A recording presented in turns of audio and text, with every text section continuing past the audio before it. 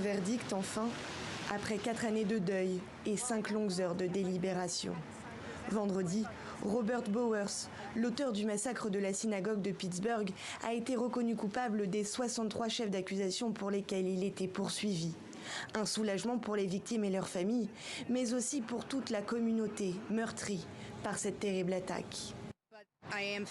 J'éprouve un sentiment de soulagement à l'idée qu'après 4 ans et demi, le monde a de nouveau entendu parler des actes horribles du 27 octobre 2018 et que le tireur est tenu responsable de ces actes horribles. Tout au long du procès débuté fin mai, il a fallu se remémorer cette journée d'horreur.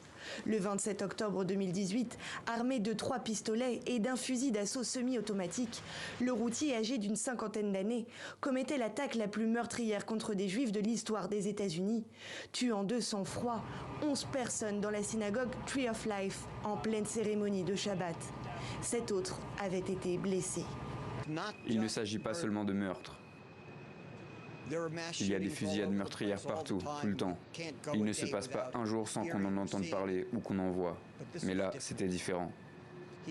Il s'en est pris à ces personnes en raison de leur religion. Le procès va désormais entrer dans une seconde phase.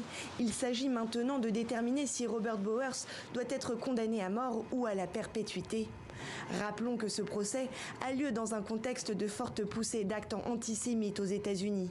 En 2022, une association de lutte contre l'antisémitisme en a dénombré plus de 3600, du jamais vu depuis 1979.